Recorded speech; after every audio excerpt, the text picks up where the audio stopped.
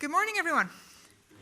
Good morning, and welcome to the Planning and Development Management Committee meeting today, the 12th of February. I would like to start by introducing the top table. So to my right, I have Mr. Scott and Mr. Smith from the Planning Department.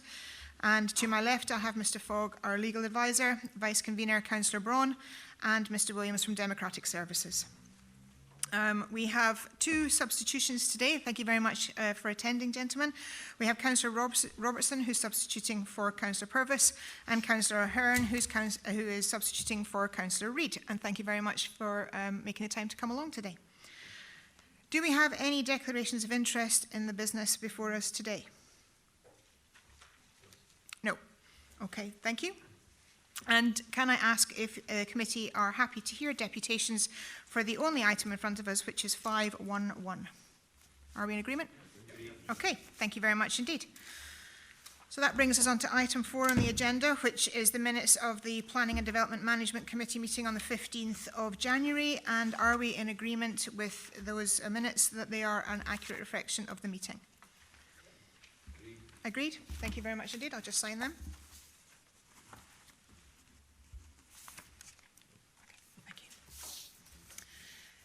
Thank you very much. And now we're on to the business of today, which is the major application in front of us, which is an erection of 59 dwelling houses and 8 flats, formation of drainage infrastructure, landscaping and associated works, land at Pitdownies Farm, Mance Road in Milnathort.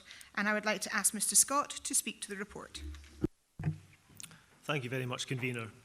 Just take you through some stills, just to explain the location of the proposal and some of the details. So, as confirmed on the plan in front of you, this is the site location plan of the development. So the site extends to approximately 5.2 hectares. It's on the western edge of Milnathort.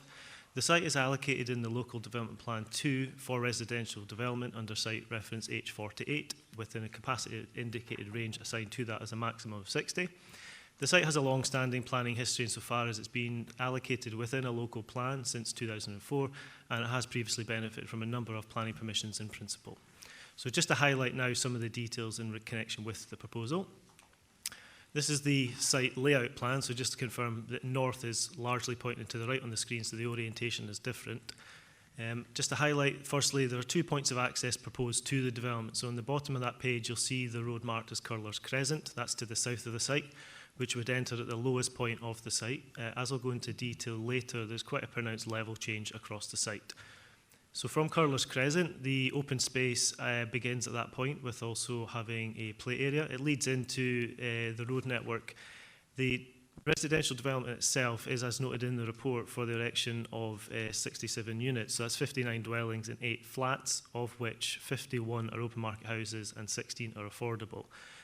The second access to the site is taken off Mance Road. So that's on the right of the shot there, the road that's running up and down on the screen. It goes to the very northern end of the site, and the second road access is provided there. That didn't form part of the original proposal submitted by the applicant, but it was sought as an amendment in order to comply with a site-specific requirement as identified within the local development plan. Taking you now, this is the landscape plan, so again to the same orientation. It's just to confirm that the site that does have quite an extensive area of open space provided. So the access to Curler's Crescent, as I noted, has a play park. To the bottom boundary, which is actually the southeast boundary, essentially the dark green areas are for a strategic tree planting areas. The lighter green hatched areas are for hedges, and as you can probably note throughout the development, there's areas of grass. And to the upper part of this plan, you'll see there's a path network. That's actually an enhancement and extension of the existing core path that goes through the site, which would be upgraded for the purposes of this development and supplemented with some meadow planting as it extends north to the second access off Mance Road.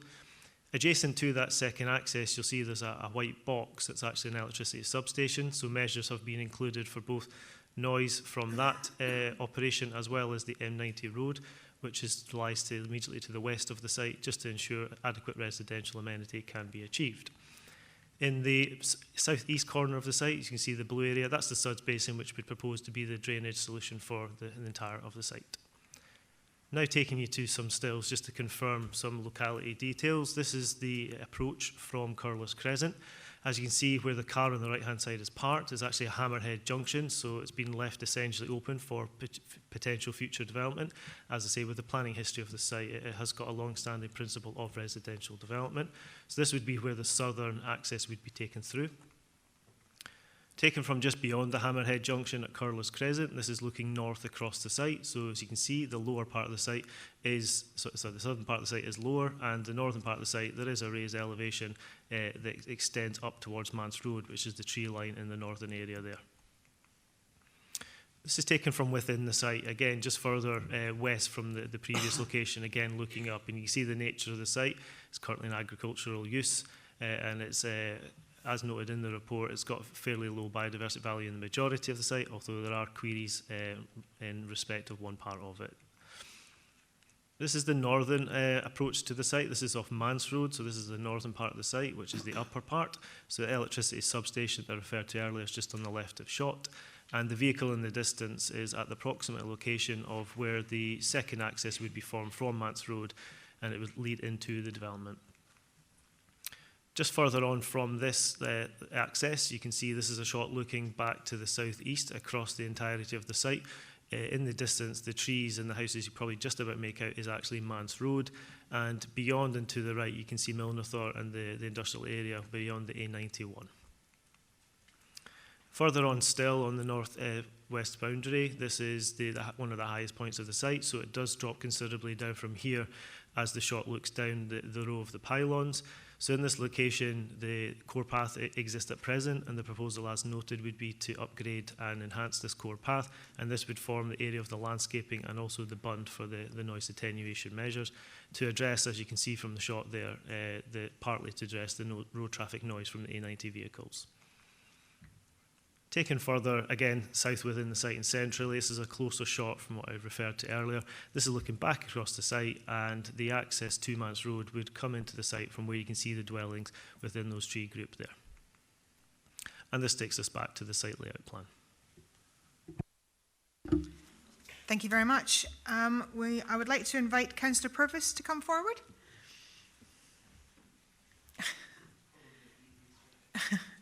Thank you very much. Okay. Councillor Purvis, you have 5 minutes to address the committee. You'll be notified approximately when there's a minute left to go. We don't have the stopwatch with us today, so we're going a little bit, but we'll hopefully manage to get the timing as right as possible. No, I'm not Thank you very much. Extra time then. Okay. Thank you, Convener. I would ask that the committee supports the recommendation in the report to refuse the application today. I also believe that the application may well contravene Policy 60 and Policy 5, but for the sake of simplicity, I simply ask you to endorse the recommendations in the report. First, the housing density capacity ranges were introduced to provide certainty for local communities about the level of development that would take place. While the reporter watered down this policy by insisting that the entire range was treated as indicative rather than the upper bound of the range being treated simply as a maximum, the principle still stands that the range should be used to determine the number of houses on the site. There must therefore be material justification for exceeding the maximum number for the site, and I would contend that this application does not provide one. While accepting that this site will indeed be developed given that it is zoned for residential use at some point in the future, I believe that the proposals on this application constitute overdevelopment of the site. Secondly, access is a major issue with this site.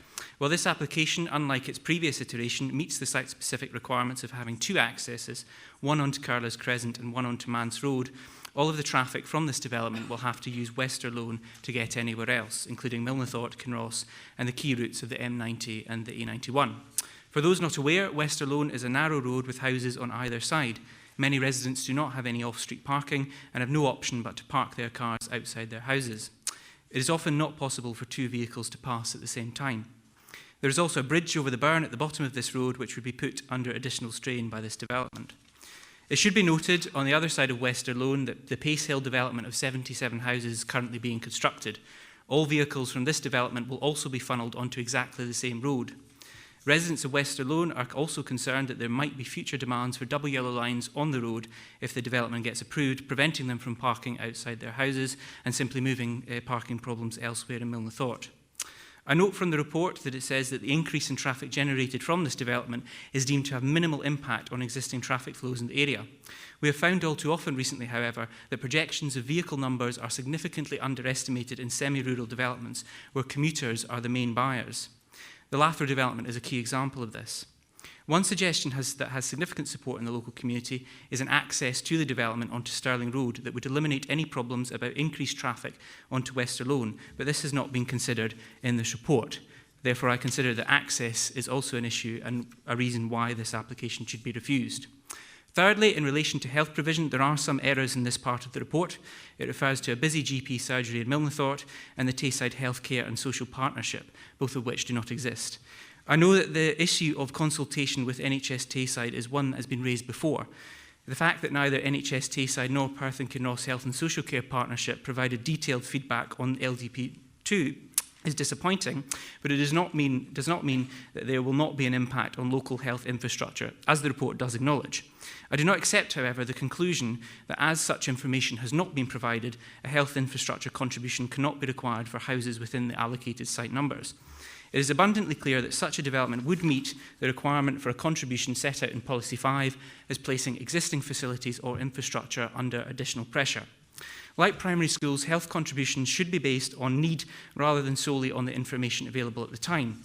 Local residents should not be worse off because the NHS cannot be bothered to provide the council with the necessary information.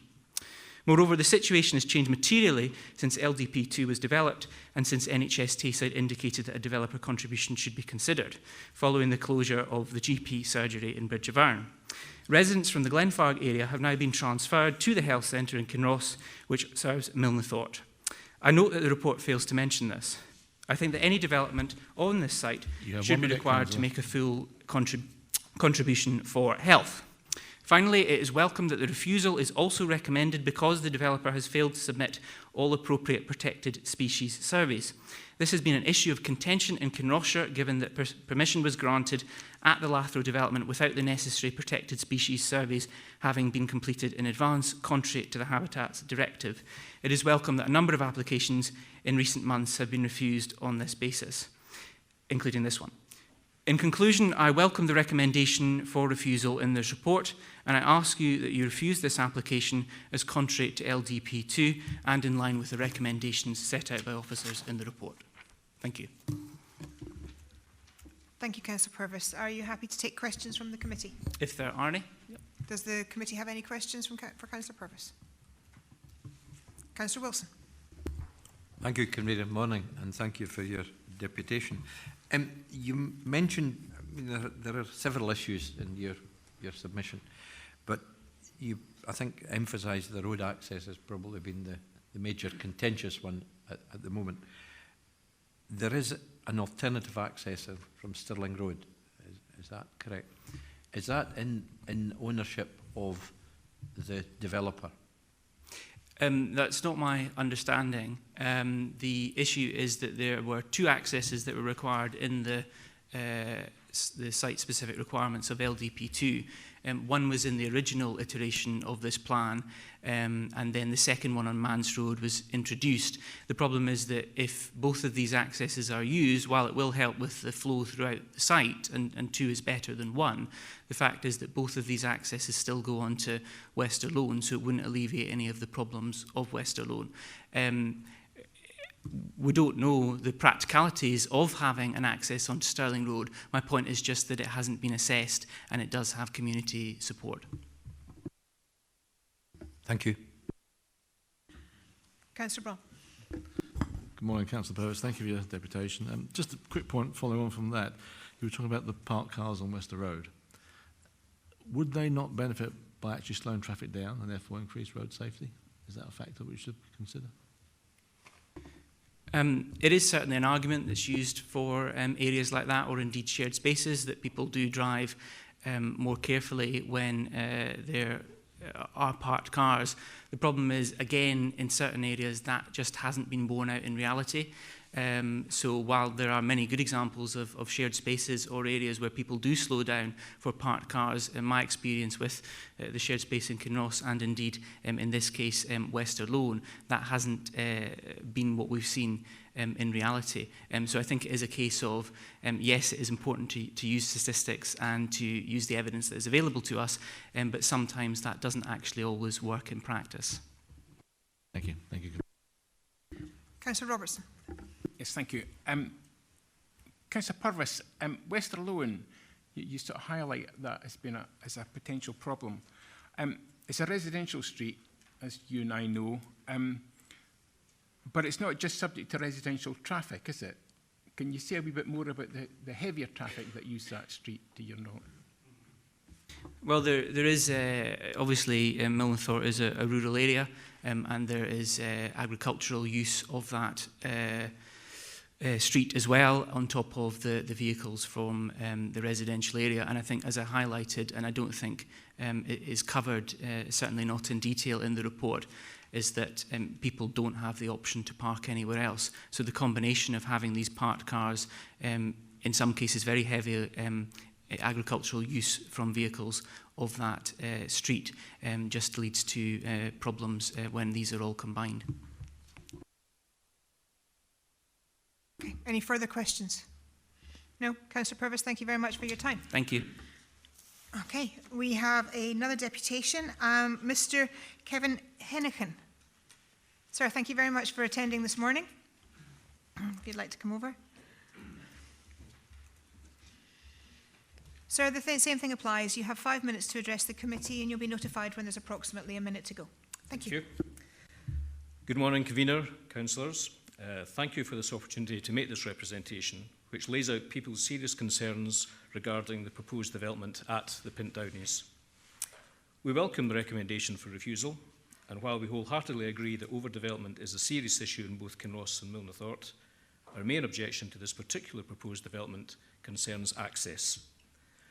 We note that there is no reference in the reports to the possibility of creating a new access road from Stirling Road, but instead the developer proposes access points at Curlers Crescent and Mance Road, both currently quiet residential streets occupied by a significant number of elderly people who would undoubtedly suffer a loss of amenity.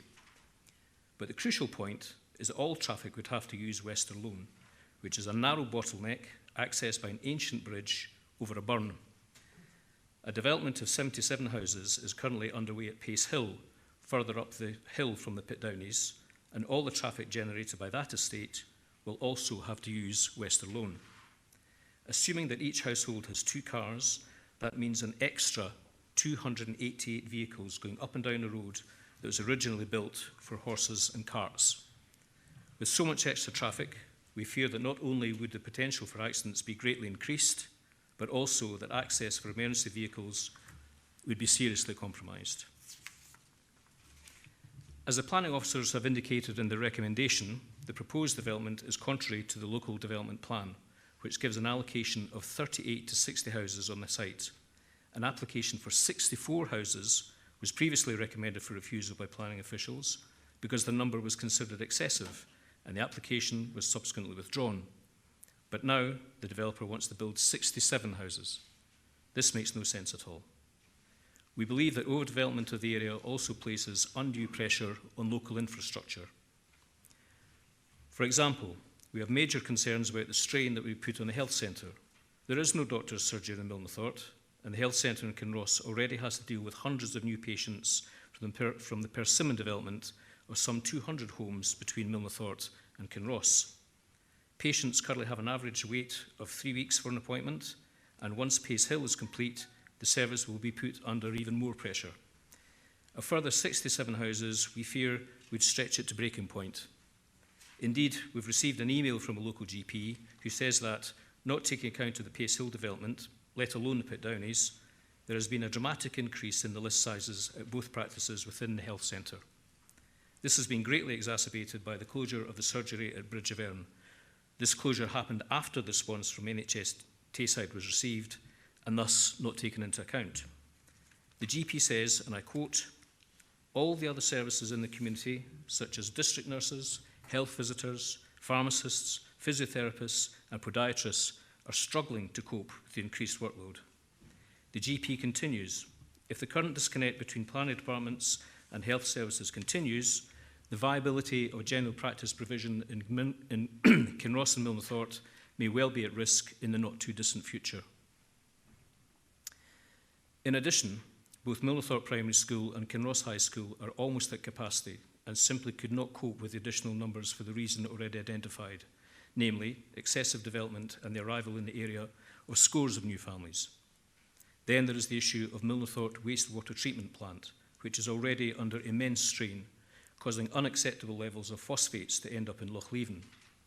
An independent expert, Dr. Linda May, a freshwater ecologist based at the Bush in Roslin, has evidenced this. This high level of phosphates in turn creates toxic algae, which is a danger to children, wildlife and pets. You have 1 minute. Given that the loch has special protection status and is designated as a site of special scientific interest, we're concerned that yet more development will aggravate an already serious problem. Algae was even seen in the loch in December, which is unprecedented and demonstrates the risks posed by further burdening the treatment plant. While not against new developments per se, we believe this one is simply a development too far for a small village, and we urge the committee to reject it. Thank you very much. Are you happy to accept questions from the committee? Certainly. Okay, do we have any questions? Councillor Robertson. Thank you, Ms Hennigan. You finished up by saying this is a development too far, but you understand it's in the local plan as a development site. Yes. Are your concerns that all the housing sites in Kinross and Milnathort are actually being developed almost all at the one time, and that services and such as health and education, that puts huge burdens on them? Is that one of your concerns? Yes, it certainly is. It seems that, or I believe it's a fact, that 10 years' worth of development has been telescoped into about 4 years, and it places a huge strain on the infrastructure. And if there's only an opportunity for the village to adjust to this increased burden, then that would be very much appreciated. I think that's what's needed. And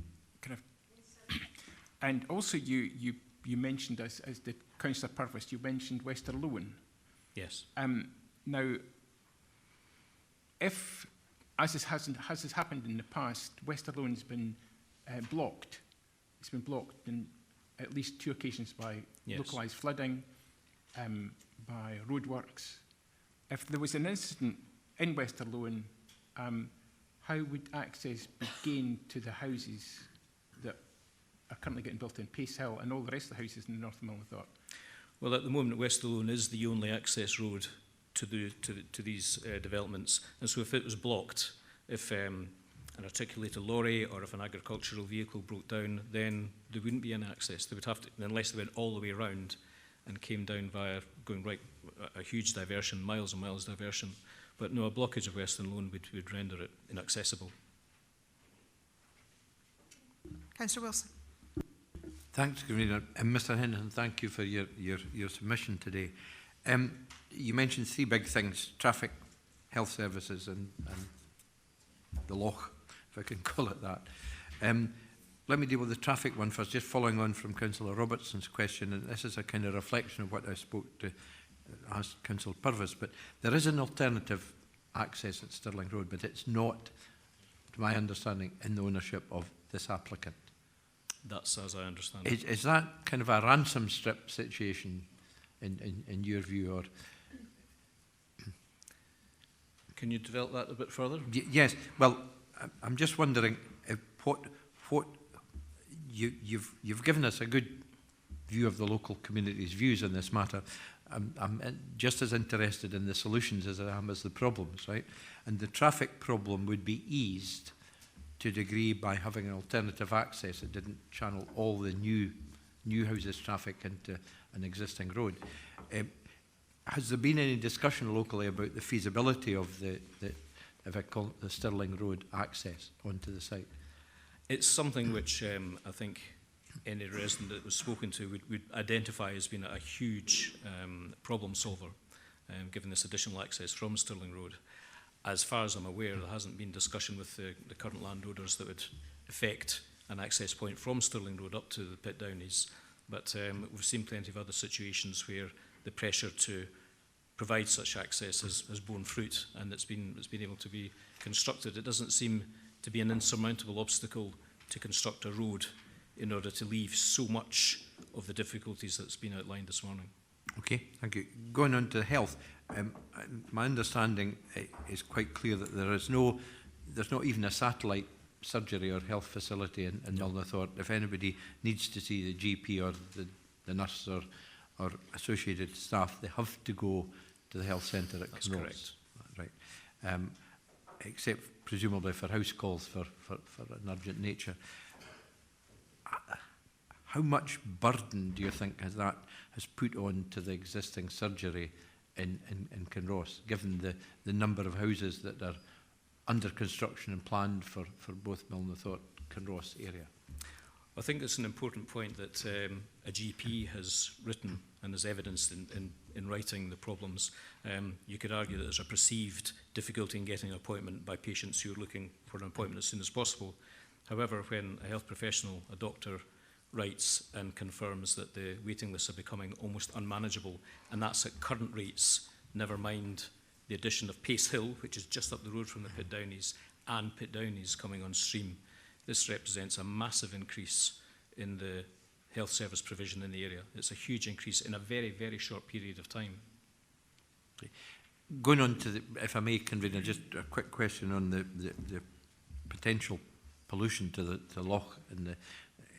You did say that there was algae in December. That's right, unheard of. It's usually killed off by temperature. That's correct. Okay. What do the statutory agencies have to say about this situation? Because I take that extremely seriously. I understand that SEPA is analysing the reports that have been made by Dr. Linda May over at the Bush and Roslin. She's a freshwater ecologist. She's the expert in this and has produced a lot of tabular information indicating the progressive increase of algae in the loch. So the evidence is there, and I think it's up to the authorities who have the power to do something about it to exercise that power on the basis of good, solid scientific evidence provided by an expert. Okay, and you said you felt that 10 years would be squidged into 3, I think, in your summary. Is in your view, is there an argument for a moratorium on house building to allow that period of time to be stretched out? Very much so. It's a case of adjustment. There's a recognition in the village that these areas have been designated for housing, and that's not going to change. However, it's this pace at which it's been done, pace at which areas have been developed, and if we could press pause and just allow the infrastructure to adjust, to allow problems to be identified and good economically sound solutions identified, then I think that'd be a great thing. It'd be a great move forward. Thank you. I'm going to ask you a couple of questions, if that's okay. You mentioned the letter from the GP, which thank you very much for mentioning today. The focus on that being that the planning authority should withhold building until such times as the health service increases its facility and increases its potential to offer that first-line care. Yes. Legislation is actually the other way around. It's actually that the NHS are meant to provide first-line care for developments that are going forward. It's actually the other way around. So I'm intrigued as to what's happening in the community as to how the doctor surgery in the community are putting pressure on the NHS to actually provide the healthcare that's required. Do you have any information on that? I have anecdotal information that at the Community Council meetings, which are very well attended by Councillors Robertson and Purvis, that questions are asked what is going to happen about this situation, because it's becoming more and more pressurised, more and more intolerable. And I understand from the councillors that moves are afoot to try and get this pressure exerted on the NHS.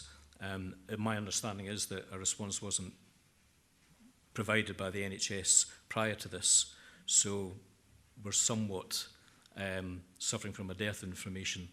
But I understand that moves are afoot, but as to what this concrete outcome of that will be, I don't know. And again, it's just so that I can get an idea of what the community is feeling, because the house builders are building the houses and people are moving in. Yeah. If people weren't moving in, the house building would slow down exponentially because there wouldn't be the market for it. So I'm just trying to get a feeling from the community. Is the houses are obviously selling, is that correct? Yes. Which is increasing the desire to move into the area? Yes.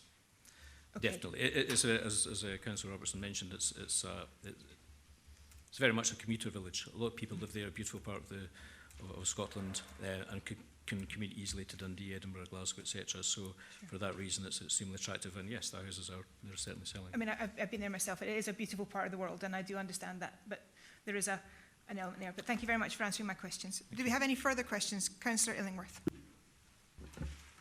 Yeah, thank you. Thank you for your excellent report. You talked about if there was a blockage on West Alone, and that would cause severe tailbacks or a long detour.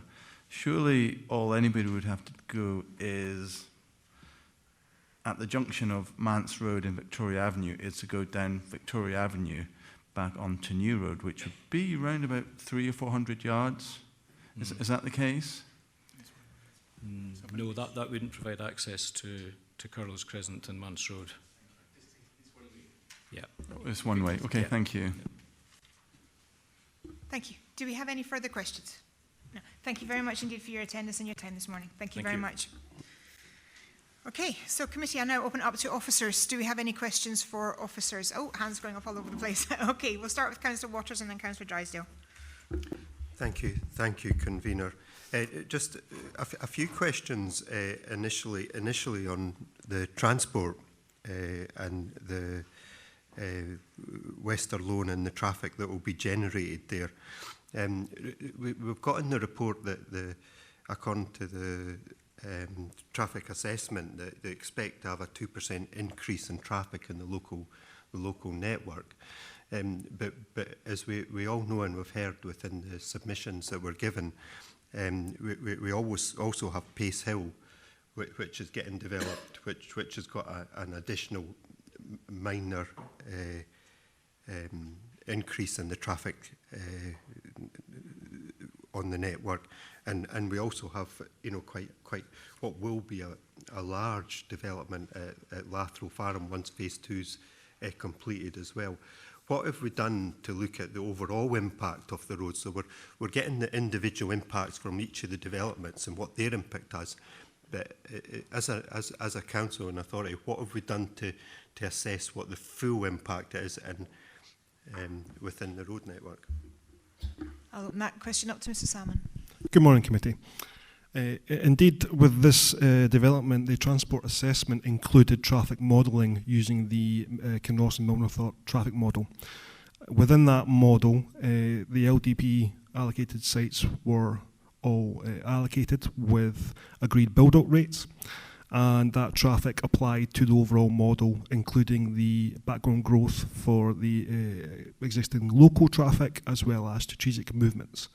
So basically all of the future LDP development has been considered within that modelling as per the consented sites.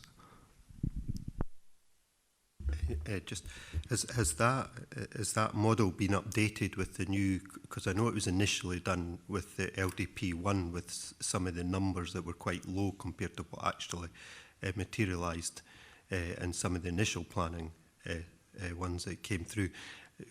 Has that traffic survey that we're using, the Kinross and Milnerthorpe one, been updated with the new figures, or is it still using the old LDP one figures? My understanding is it's been based off of the actual consented developments. So, yes. Been updated. Two other quick questions, just in relation to that, and the construction traffic that you have Wester Loan, which is obviously quite a narrow road at times, and with a lot of cars parked in it. And given that we've also got Pace Hill, and there is the potential to have both sites running at the same time. What scope does the council have for their construction management proposals to ensure that that doesn't take an extra adverse effect on Milnathorpe, given that all the traffic has to come via the town centre? Yeah, Mr Scott, can you answer that question, please? Yeah, certainly. I mean, there would be scope. The traffic assessment obviously says what the impacts are, and on completion, as Mr Salmons highlighted, that's acceptable. We do recognise there might have been a mitigation or a management solution needed for construction traffic. So if the recommendation were for approval, it might have been appropriate for a construction traffic management scheme to be required as part of the development going forward, and that would take account of the nature of local traffic movements, including developments in other sites nearby. Right. Okay, thank you. And just one last question on this topic is the bridge at the bottom of Wester Loan, the old bridge, and that. Do we have a recent condition survey on that bridge, and is it adequate? Not just for the traffic that will be created once these developments are fully done, but the construction as well, the extra traffic that will be created with that, and is there any impact on that? Mr Salmon? Indeed, that would be my colleagues in structures. All the bridges do have an inspection regime. I'm not aware on what time frame the regime of inspection is for this bridge, but certainly I'm not aware of an objection from our structural colleagues on that matter. Right, thank you. Councillor Drysdale, and then we'll have Councillor Robertson. Thank you, Convener. I have two questions. My first question relates to NHS Tayside's response to the consultation, which I note is summarised at section 29 on page 31 of our papers. It appears from the summary that there has actually been a response to the consultation by NHS Tayside, and I just wondered if you could give a little bit more detail. First of all, whether that needed to be chased or whether it was promptly received, and secondly, what the content of it was. Mr Scott? Yeah, I can clarify that a response was received from NHS on the 15th and 16th of January, so in advance of the report being prepared. The initial consultation for the application was issued to NHS in May. The planning officer did follow up with the NHS in advance of the report being prepared to try and gather comments. So that is essentially what's resulted. We got a couple of emails back just confirming their position in respect of this development. In considering their position, NHS made it quite clear that they had spoken to the local medical practices and they had come back with comments, which I think partly alludes to what the deputations today have referenced, that there is concern about the ongoing or future impact of medical practice capacity. So they've not objected to this proposal. They have requested, as summarised in paragraph 29, that consideration be given to a developer contribution to provide mitigation in their view that would allow for enhancements to provide extra physical capacity at the surgery. And for the reasons explored in the report, for the large part, because it's an allocated site, and it has a permission from quite an historic period, it wouldn't be considered appropriate for us to go back and make that demand. It's not specifically required of this site. However, going forward, if developments in excess of an allocated capacity or sites that don't have an allocation, so windfall sites, it might be something we can give consideration to. There will be an ongoing dialogue with NHS Tayside moving forward in terms of how we engage with them to agree a protocol for planning consultations and how that will work and methodologies for how they would actually make comment and, if appropriate, seek developer contributions. There's actually a meeting later this week to discuss that in more detail. So just to summarise, they haven't objected to this planning application. We don't consider it would be appropriate for us to take forward their concern about mitigation because it wouldn't be of a nature that we think would be a reasonable planning grounds, but notwithstanding the fact we are recommending refusal for the planning application, so it's not something that would need to be carried forward from the recommendation within the report. Thank you for that full response. So I take it from that that there has been proper consideration by NHS Tayside of the circumstances of this application in reaching the decision that they did not wish to object to the proposal. They did consider all the available information and give you a timely response. We can only assume, but I will ask Mr. Scott to see if we can only assume that they've done that, but we'll see if you can add a little bit more to that, Mr. Scott. Yeah, no, they have been consulted, they have provided in that, they've assessed what they consider they need to assess, and they've consulted with the local users, I suppose, or the managers of the practice. So yeah, as far as we're concerned, they've provided a response. Thank you. And just following on from that, my second question, therefore. So this site has been zoned for housing for 16 years. And what we have before us now is an application where the number of houses exceeds the indication on LDB2. I wonder if you could give me a flavour in relation to the consultations that took place, the comprehensive consultations that took place around LDP2 among elected members and community councils and local residents, whether the continued designation as a housing site was objected to by many, or what was the level of response in consideration of that part of LDP2? Yes, so it has been allocated in local plan since 2014, and that's why in 2007, 11, 13, 15 and 18, planning permission in principle has been granted on the basis of its allocation. In reviewing the allocation for Local Development Plan 2, I think consideration had to be given to the site hasn't come forward in some period of time, so further investigation and part of the consultation process would be to consider whether it's an effective site. But we were satisfied at that point that it would continue to be effective. And I think the fact that we do have an application now for the site, which is in detail rather than in principle, shows that there is now a demand for that site to be taken forward. So it has been considered at appropriateness to continue it forward, which did include engagement, as you say, with members, public, NHS, etc. So we are a very clear planning position that the principal residential development up to the scale of 60 at least is confirmed on this site. The assessment of the application we have before us, we do consider it deficient in terms of the layout because of the amenity that would be provided for in a few of the dwellings, and that's why the recommendation reason one is put forward, but it's not against the residential development. That principle has been well established through the LDP2 process. And if I may, just a quick follow-up. So therefore, can I be clear that the recommendation for refusal is not based on the concerns that have been expressed this morning in relation to the wider access into Milnathort and beyond? Not at all. As confirmed by Mr Salmon, we're satisfied that transport assessment methodology and this approach is being entirely appropriate. The scale of residential development up to 60 is again tested through that very same model about the background of consented developments. So up to that level, as borne out by the applicant's own assessment, we don't have any concerns about traffic. Even with the additional 7 beyond that, that has been fully assessed. Councillor Robertson, then Councillor Barnacle. Thank you, Convener. First, I can just say I think it's really good that this is the only item on the agenda, because there's a great deal of concern in both Kinross and Milnathort, and the feeling of residents there is that we are almost being swamped by housing developments all at the one time. Huge developments from both Kinross and Milnathort, which is really making people feel uncomfortable.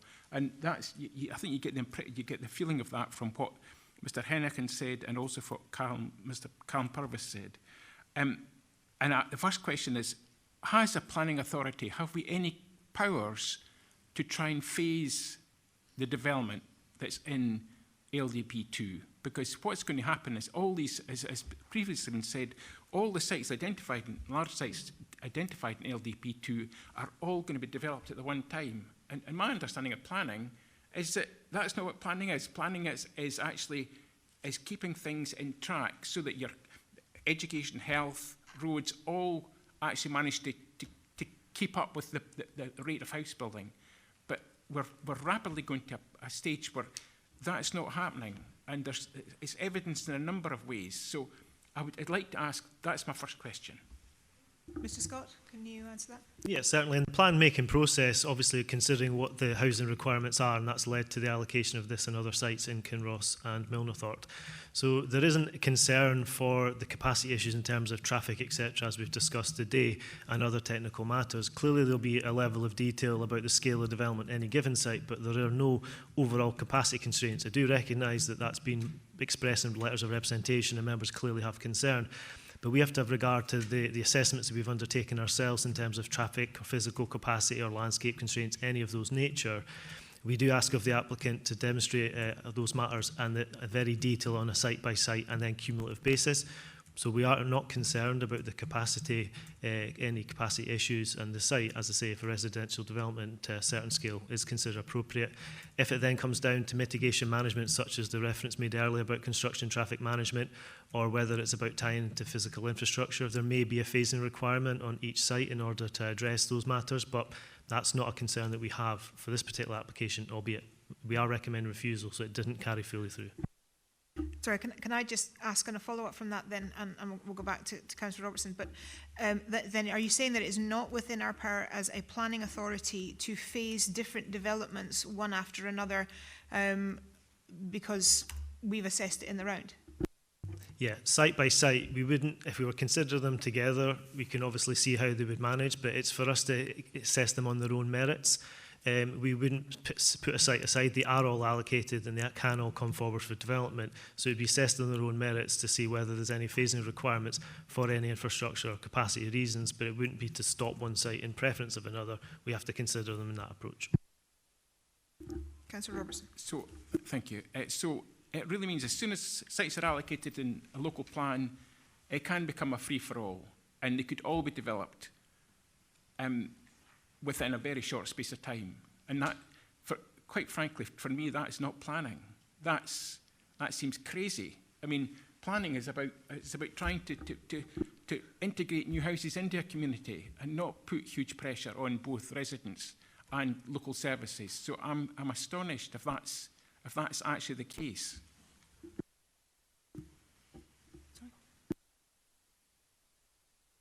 Mr. Smith, sorry. I think it's maybe worth clarifying. We, in undertaking our assessments, have not found any infrastructure deficits which would see capacity issues identified. We appreciate and understand what's being said, in particular in relation to the medical practices. It seems that those practices have difficulty in accommodating the amount of people that they are required to accommodate because of a number of reasons, including closures elsewhere that people are coming in. That is a staffing, or primarily a staffing issue. There is no robust information provided to us by NHS or the Health Board in relation to infrastructure issues. So the planning system, in terms of health, for example, can only seek contributions towards a capacity issue in relation to there is not enough rooms for us to put staff into to serve these people that are on our list. The issue of the closures elsewhere is also a matter for NHS to deal with, and the staffing issues to fill those rooms is also a matter for the NHS to deal with. We cannot require contributions towards recruitment of staff, only towards the infrastructure, i.e. the built form of the facilities which are available. But we've looked at roads capacity, we're satisfied. We've looked at schools capacity and we've set out our position relative to that. We have consulted with the NHS in relation to healthcare provision and they have not objected. So just wanted to clarify that. So there aren't any reasons to phase development until infrastructure matters are addressed from our perspective.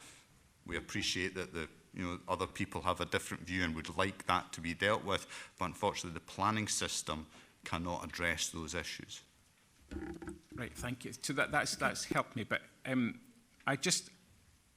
the problem is that Persimmon are currently rapidly building at the first phase of the Lathrow Farm.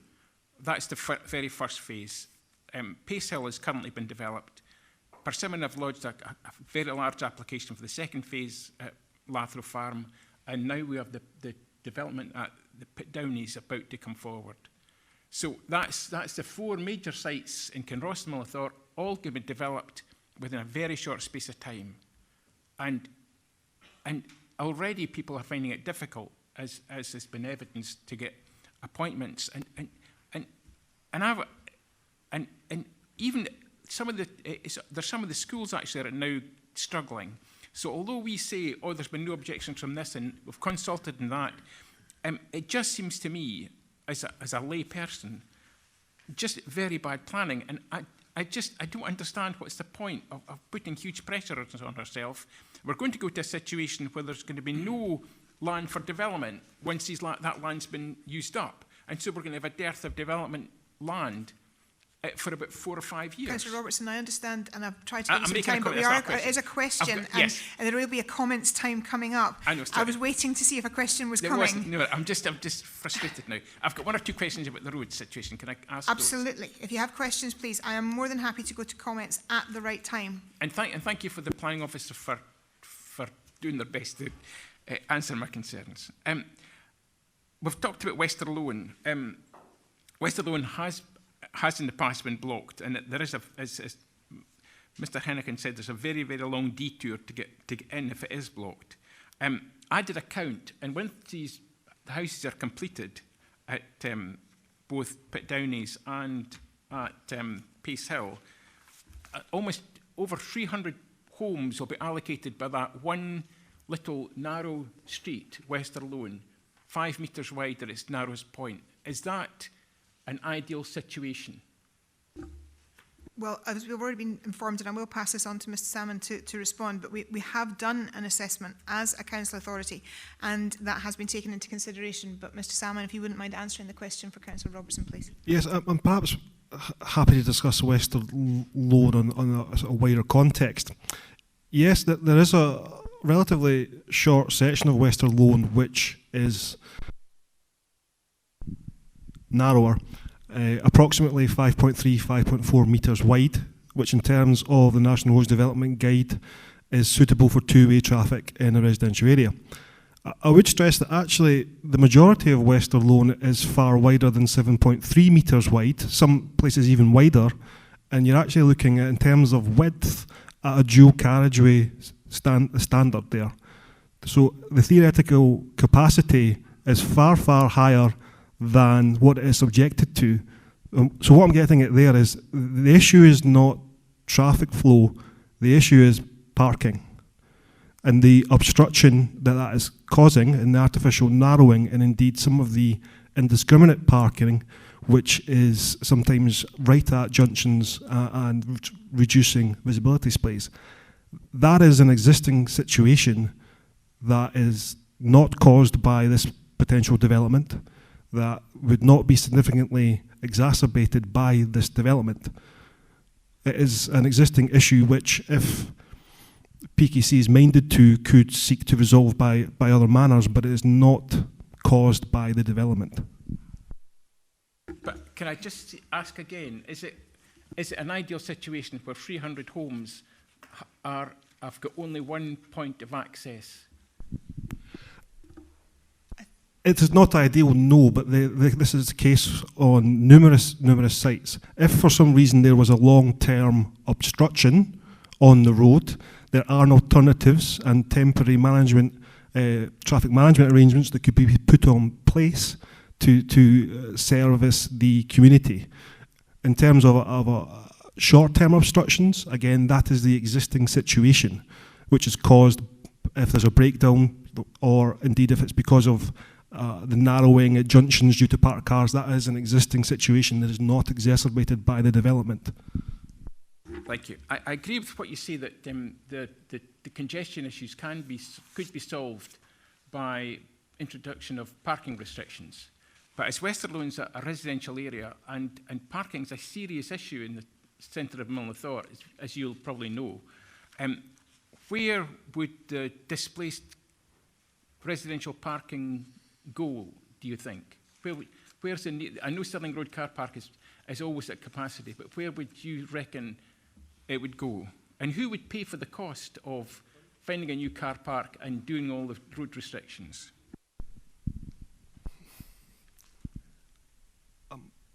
unsure how that's directly related to development, but I'm happy to answer that if the table will allow me.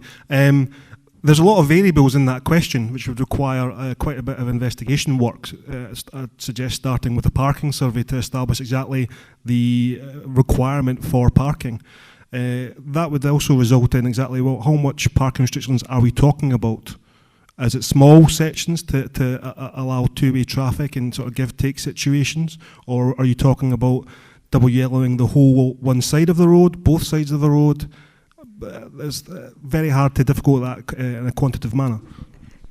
And can I just add to that we have an application in front of us, committee, yes, and it's what applies to that particular correct. application. I also want to state that this is forward for refusal. Yes, I know that, but can I just say, but I want to okay. Highlight these because it will come back again, I would think. Can I ask, it says in LDP... And that application will be assessed at that time, yes, when it comes back. Yes. And I am concerned that yes, we are going down a route to look for an alternative reason which actually will cause issues. So I yes, just want to raise this point to committee. Whilst I accept the questioning and will continue to allow the questioning, we have an application in front of us. I understand that. It says in LDP Policy 60 that in certain circumstances, developers may be required to prepare a transport assessment and implement appropriate mitigation measures if required. Given the clear knock-on effects that this development could have on Westerlowen, why hasn't that been done? Indeed, to the answer of several of your previous questions, it's an existing situation that is not caused by the development and will not be significantly increased in terms of its impact. Okay, thank you, Councillor Robertson. Councillor Barnacle. Thanks, Convener. A number of questions I was going to ask have already been asked by members of the committee and local members. But I'm disappointed actually that the developer is not here, because I had a number of questions for them, which obviously will not be answered. And I think that's interesting. And that's the reason for the first question. Why isn't the developer here? Because is this application which is recommended for refusal brought to committee because it's a major development with previous planning history, and bearing in mind that because it's brought to committee, the developer will have, should it be refused, a right of appeal to the Scottish Government, whereas if we had the power to have refused it under delegated powers, because that is the recommendation anyway, then that would have kept the decision within the local review body and within the council. So my first point is, did it have to come to this committee? Could it have been refused under delegated powers? Okay, that question, I would like to take that question up because I did ask that question. That question has been asked. It is a major application. It is in the local development plan, and if you look on the other side of that coin, there also has been in excess of 6 objections to the application, and as such it comes to committee. I thought the 6 objection rule only applied where approval was recommended. It does, but we also have, whichever way around you want to look at it, it is a major application and therefore comes to committee. And I can also state that the developer was invited to come along and was invited to make a deputation to committee and has not taken us up on that offer. So they have actually been offered to come today. Okay.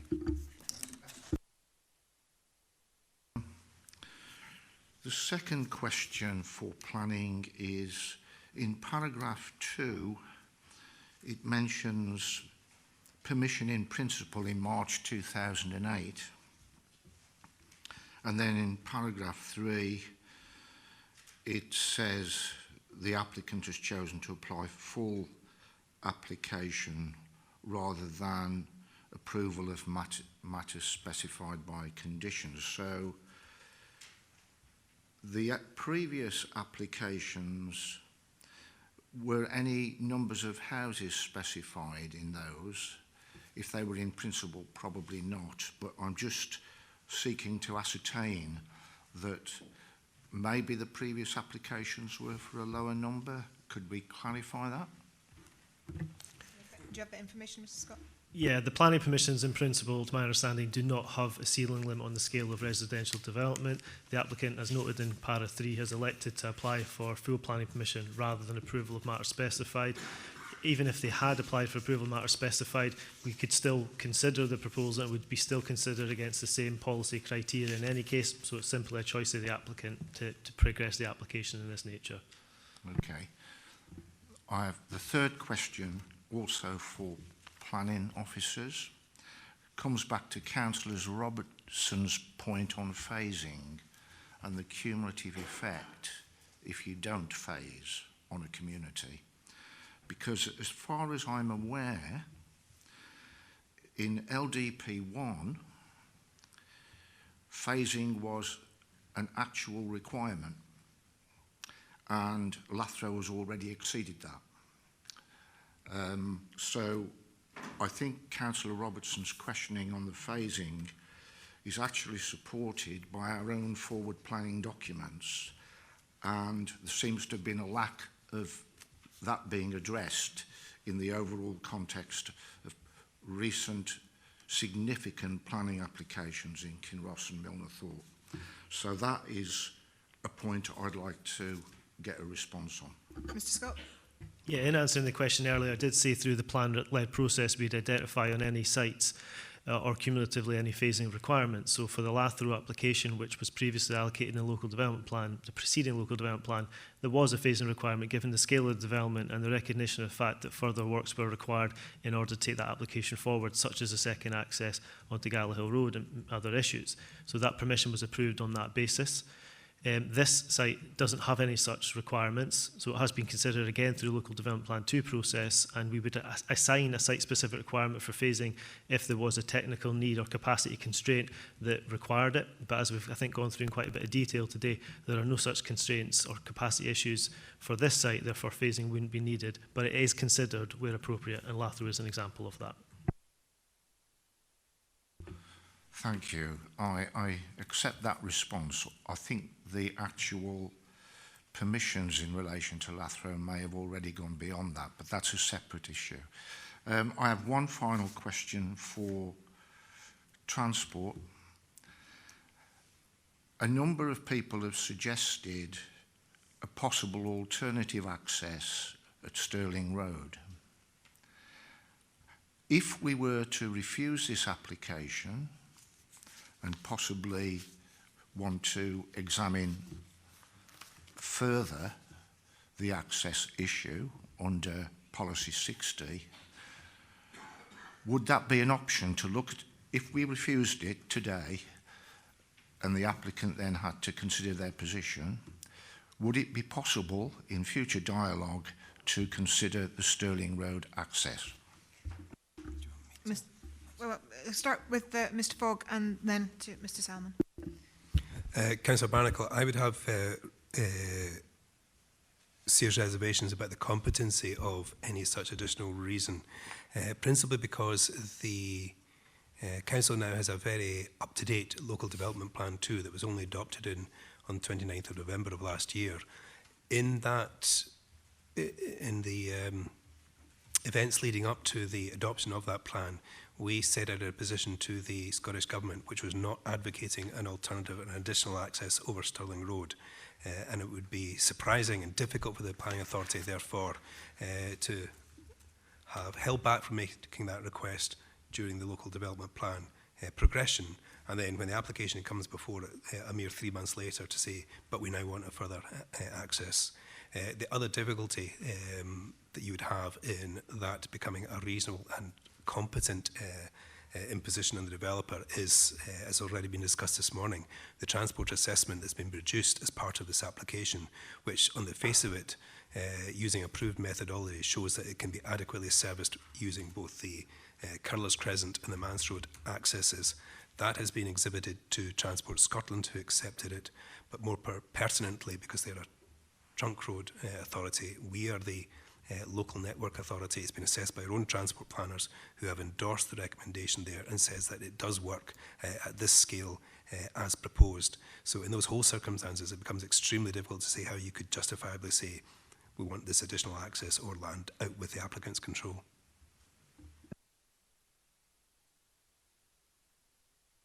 Are you happy with that answer? Well, not happy with it, but are you have received the answer? Okay, thank you. Councillor Wilson? Thanks. I have 2 points. One's very straightforward. We've mentioned, I think, in passing in questions, education, but I was searching the report to find a section on education provision. Now, I may have missed it.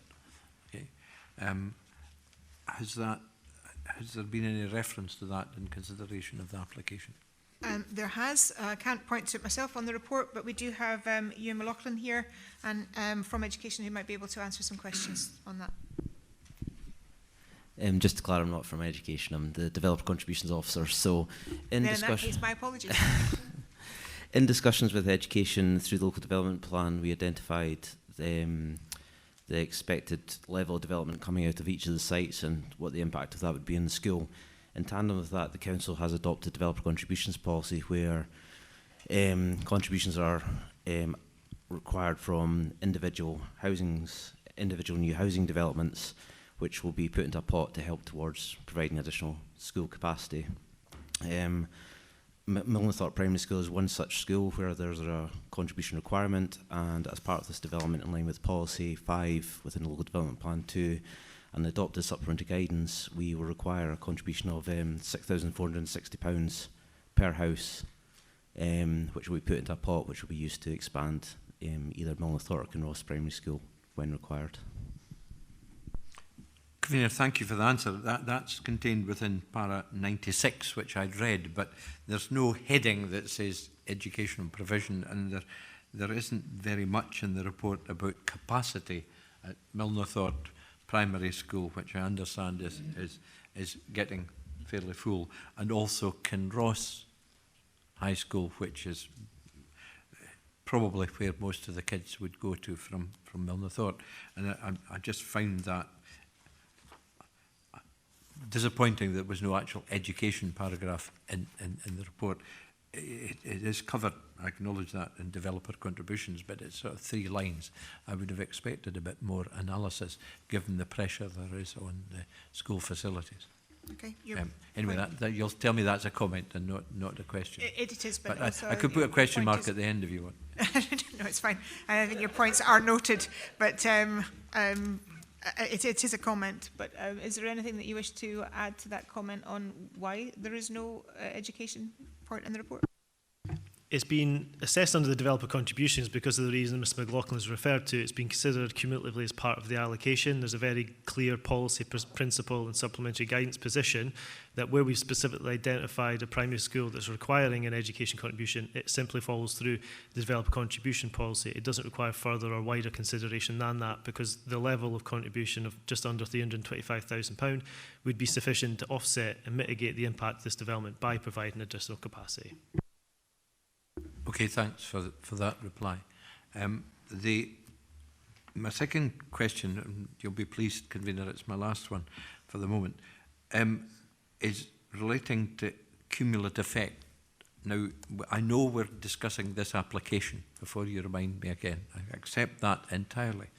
But there are real issues that have been raised by local members and others in representation about cumulative effect. I want to take that on to what opportunity we have as a planning authority for phasing, and Councillor Robertson referred to that.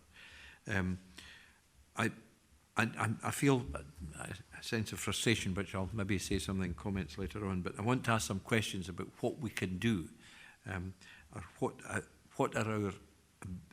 what is the Council's ability as a planning authority to do about it. For instance, what discussion can we have with such the organisations such as SEPA about the phosphate mitigation in the loch? Now that's a big issue, right? What would we have serious discussion with the health service about the provision? Because clearly there's pressure there. We can say, well, that's a health issue, but we're working in a partnership arrangement with health. So there's another big serious look at it. And there are issues generally, if we take, and I won't recite all the sites, but they're all happening fairly quickly. There's a lot of pressure on there. And I wonder, have we, apart from the kind of mechanical refusals and approvals process of applications coming in, which has a risk, because a risk that there's a refusal and it goes to appeal, and we then are in the mercy of a reporter. Let me not start on that, please, today, because I'll spare you my standard cassette about that. But so I worry a lot about that, and I think, have we the opportunity to look at cumulative effect a lot more than we're doing at the moment, right? There have been references to that. I'm not sure if we've got the total answer on that. And is there any opportunity within individual applications to suggest a degree of phasing that will allow the traffic to settle in over 3 years rather than 18 months or 4 years, to allow the school to get used to the new houses? Sometimes that has happened, that for a technical reason or a management reason, there's been a phasing, that certain number of houses, or maybe the affordable housing element, had to be finished or completed before something else. And that in itself had introduced a level of phasing. So can we get some answers on that, please? Okay, I will pass that on to Mr. Scott. If you could give some idea of what we can do when it comes to, what we're allowed to do when it comes to this sort of issue. Just to clarify, and apologies if it's not clear in the report, when we are considering matters of these nature, for the reasons we've explored for transport, for instance, we do consider the cumulative effect, and that is part of the assessment in detail. So whilst it's not explicitly necessarily referenced, the background studies such as the transport assessment and the drainage impacts assessment, etc., they do consider what the existing scenario is and how this development will affect that scenario. We've got no concerns as a result of all these matters that we've discussed today that there are any concerns for those specific issues on sites. The site has been recommended for refusal for 2 very site-specific issues in terms of its design layout and the failure to demonstrate issues in terms of biodiversity. So we don't have those concerns on this site, but where we do have those concerns, we would have to have regard to whether phasing or the delivery of the site in a phased manner would be appropriate. So we would give regard to appropriate phasing. That typically comes out of a specific issue that's raised or a mitigation measure that's needed, such as the second access at Lathrow, or it could be a matter of capacity. But for likes of education, we have already considered that. So the contributions are being taken. We would make measures in order to extend the accommodation. That wouldn't be a reasonable request to stop this development going forward, because the mitigation measure, it's not phasing, it's something as a developer contribution. So there are many measures that we would look at, and it would include site phasing if appropriate, but we wouldn't have any concerns for this specific site that would be something that's necessary. It would be a site-by-site assessment having regard to the wider cumulative circumstances. And just Mr. Fogg would like to make a comment as well to that question. Councillor Wilson, if you wouldn't mind. Yes, as Mr. Scott has explained and as the conveners said, we don't have the power to both identify a site for development within the planned period and then decide that we want it to be held back. However, it is the case that having adopted a local development plan, the authority is then under further obligation to monitor its delivery and have an action plan for the implementation of that plan. And that is reported to SPNR during the life of the LDP2. So were it to be the case that the policy planning team became aware of unforeseen pressures or reasons why it was no longer practical for sites to be developed at the rate that had been anticipated when the plan was being promoted, that would be made known to the committee, I would have thought, through the monitoring and implementation reports that will be coming forward over the next 5 years.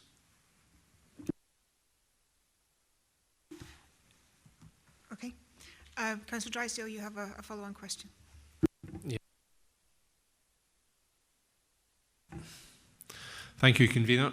I'm acutely aware that other than a comment just made by Mr. Scott in response to that last substantive question, all of the committee's concerns to date have related to issues that officers do not have concerns about. Clearly, the recommendation for refusal is based on two issues, and two issues alone. One is the suggested lack of residential amenity in respect of 9 of the properties. And two is the lack of an up-to-date habitat survey and associated biodiversity action plan. These are the only two issues that have led the officers to recommend refusal, but we've been talking for about an hour about other matters. I just wonder if Mr. Scott would, in particular in relation to the first of these, the 9 properties where there's apparently no residential or insufficient residential amenity, if you could indicate on the plan where these are and indicate also the extent to which it fails the standards in his opinion. Be happy to do that, Councillor Drysdale. So the screen above you, what I'll do is I'll use the cursor just to highlight where our concerns are. So plot 38 here, which is reference and reason for refusal 1, is the first plot, which would be adversely affected by amenity. So our concerns relate to the fact that the arrangement and orientation of these properties, the juxtaposition for the close relationship for this plot and this plot, which are assessed in the report, the window-to-window distance between these two plots is in excess of the guidance of 18 metres. I think it's about 22 in that locality. However, as you'll note, the line of sight from the bedroom windows from this plot would actually overlook into the garden ground, either directly or more obliquely into that plot. And similarly, at a closer distance of just over 5 metres is a bedroom window on this plot, which would actually again look into the garden ground of that plot 38. So that's our first area of concern, that the density or the layout specifically in that locality gives rise to an unacceptable impact, which could be avoided through a different design. So with the proposal that we have, and notwithstanding the fact that the applicant did remove the garden rooms on these plots, it still does cause a scenario where we think that the overlooking an amenity for this property would be unacceptable, and there would be an overbearing nature in terms of the closeness of the proximity of these dwellings. Secondly, reason for refusal 1 talks about 8 units, which are these units here. So that's listed as plots A9 through to A16. So they're the affordable flats located in 2 blocks of 4. So the amenity concerns here relate to the private amenity space and the amenity generally that would be experienced by these properties. So you can note here that the rear garden ground, particularly behind the second block of the flats, is obviously pretty tight. Even if we were accounting for this entire space being available for 8 flats, and notwithstanding there isn't a specific guidance requirement for amenity space for flats as there are with houses, it would still result in just over 20 square metres. It's about 22 square metres each for these properties, I think, which we consider to be unduly tight and which wouldn't provide for the adequate area for sitting out, drying clothes, etc. That, coupled with the arrangement for the layout of the site, with this block in particular being very close to the road and the substation, notwithstanding that noise might be attenuated suitably, again, it's hemmed in at this location, and we refer to pinch points because of its tight relationship with the road. It's added here to Mance Road, and also with the noise protection bund to the rear. Again, we think the amenity generally for those flats would be unacceptable. And that's why we're recommending refusal for this application for reason for refusal 2. Just to touch on, so reason for refusal 1. Reason for refusal 2 does relate to failure to demonstrate adequate biodiversity information, and we've highlighted the Habitat Survey and Biodiversity Action Plan there. The Habitat Survey isn't a matter we could actually have deference to in terms of a planning condition. It relates to an area of ground roughly in this locality here, which is identified on the applicant's own Phase 1 Habitat Survey as of being of a marsh type location. It recommended further investigation was required of that area. We haven't had that, so we're not able to see whether that's got any biodiversity value and should be retained or incorporated into open space, or if there's any further species that need protection in that locality. So again, a site-specific layout matter which hasn't been addressed. Thank you for that clarity. Okay. Councillor James, do you have a question? The little section, just as you come up... Sorry, yeah, just roughly in that location there. I don't have the extract from the Phase 1 Habitat Survey, but there is an area, not a substantial area, but in that general locality off of the access from Curler's Crescent, which their survey identified as being of a marshland. So we've straight away we've got to think, what is that? Is it actually something that is a reality, or whether it's something that requires further investigation? They have said it requires further investigation, but we haven't received that, so we can't be satisfied that there's not an unacceptable impact in that particular locality. And it could have been the fact that that could have been somewhere open space could have been provided, but we don't have that information. Do we have any further questions for officers? No. In that case, I would like to move the paper, and I'd actually like to move it for a refusal based on the 2 points that have been well discussed. There is a hope with planning that we can do things that sometimes people would wish us to do rather than things that we are able to do. It is important, as has already been alluded to by Councillor Wilson, that when it comes to the reporter and when it comes to appeals, we need to make sure that the reasons for us refusing or accepting an application are based properly and are based in factual legislation that allows us to refuse or accept. In this case, there is a definite case for refusal, and stated that it is contrary to the Local Development Plan 2 that has just been adopted, that there is an overdevelopment of the site, and that we cannot make decisions based on biodiversity, and these are very tangible reasons and reasons for us to be able to refuse, and I would like to move the paper for that. Councillor Gray, sorry. Thank you. Yes, I'd happily second it, as you say, the paper, both points made on the paper. It's disappointing so many red herrings have come up in this conversation, frankly. Health, education, roads, these are things well covered throughout previous applications and indeed in this one. And I'll take one, the cumulative effect. The thing about a cumulative effect is that people simply find houses quicker if there is a cumulative effect that matters. Otherwise, the cumulative effect is well covered previous to this discussion. By the recommendations made by the officers. I'm happily second the motion. Thank you. Thank you. Do we have any amendment? No? Okay. Do we have any comments on the paper? Councillor Wilson, then Councillor Barnacle. Thanks, Convener. I was going to sit and nod through the agreement, but I think a response to Councillor Tom Gray's point might be useful. These are not red herrings, Convener. They're real issues raised by real people in real communities with real concerns. And they may be parallel to this application, but all the subjects raised are relevant to this application and relevant to other applications that are in, if I can call it the Milnathorpe Kinross area, if my colleague on my right will forgive that description. And there are concerns. This is not somebody opposing development. This is somebody raising concerns about the pace of development and the impact of development on local people and local services. We are here as democratic representatives that listen to these points and to consider them and to decide on them. They're not red herrings, Convener. They're real issues. Thank you for your comment, Councillor Wilson. Councillor Barnacle.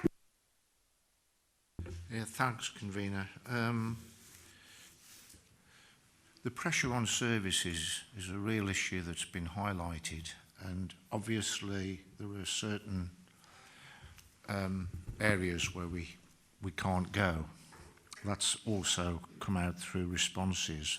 I would say that I think the phasing issue is something that possibly the planning mod could look at and would suggest that.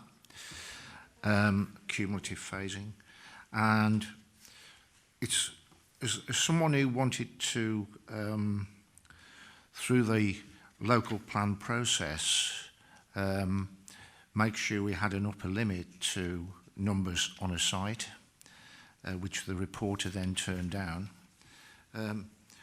It's actually quite encouraging, in my view, that the planning department have seen that this proposal is actually an overdevelopment of the site, and that is stated in reason 1. So I'm quite encouraged by that there's some flexibility in the planning department to look at the numbers on a housing site and decide what is a reasonable figure in the context of the fact that we were not allowed by the reporters unit to have an upper limit. So I welcome this report. I think it's a good one in that respect. Thank you, Councillor Barnacle. Councillor Robertson? Thank you, Convener. I was slightly upset by Councillor Gray's comment about red herrings. There was 168 letters of objection to this application. 168 letters of objection. And people don't go to the bother of writing and objecting to an application if they don't have serious concerns about it. And I'm appreciative of you and your officers for trying to respond to the concerns that I and others have raised this morning. There's a general feeling of uneasiness and unhappiness in the communities of Kinross and Millithorpe about the pace and level of development we're having to live with. And things don't seem to be going right now, like serious problems with the quality of water in Loch Leven. Algal blooms, when these were almost a thing of the past, now become a thing of commonplace. As Mr Hennigan said, Dr Linda May from the Centre of Ecology and Hydrology at Bush Estate says that they're not sure what's causing this, but it's an increase in phosphates and that further investigations are needed to try and establish why this is so. But we put that aside and we continue to consent large-scale housing applications in the Kinross Millithorpe area. So I would be delighted if our planning officers could look at the phasing of this, try and let the communities of Kinross and Millithorpe catch up. And it's not just the facilities, it's not just the fact you can't get an appointment at the health centre, it's other things as well. If people feel they're getting overwhelmed with housing, it makes everyone feel uneasy. And I think we've got a responsibility as councillors and a planning authority to try and alleviate these concerns. So I hope you can go back as planning officers and see what you can do to try and protect and hold back the overwhelming effects that we're having to suffer in our communities with regard to that. And I'm delighted this has been refused, but not for the reasons which I would think we should refuse it for. Thank you. Thank you. And I just want to state to both Councillor Robertson and Councillor Barnacle that the issues, we will look at that in the MOG and see if there is anything that can be done regarding phasing. So we'll bring it back to the Member Officer Working Group and see if there's anything that can be done. Councillor James. Thanks, Convener. And really, it's not to counter what Councillor Robertson said. It's to really reiterate we're very lucky as an authority where our homelessness this year has dropped by 25%, as reported by Vice Convener. So building is taking place. Whether it's phasing, whatever, I don't know how we can get around that. But in Strath Tay, we've got thousands of houses being built. You know, you've got Bertha Park, Stanley, Lunkerty. If we need to tackle the homelessness problem, then we need to build. I'm not sure that phasing is an answer. You're phasing by the amount of building and builders available to do the job. I'd like to see the homeless problem solved. Thank you. Do we have any further comments? Councillor Gray, certainly. Thank you for allowing me to respond. Yes, I would simply add to that very point that builders build houses because there is a demand for housing. Simple as that. And it's all very well for people who may well have a house to say, oh, we don't need any more houses here because it might make it difficult for me. There is nothing more difficult than not having a house at all, and that is exactly why house builders build houses. Thank you. Do you have any further comments? No? Gentlemen, thank you very much for your time this morning, and thank you.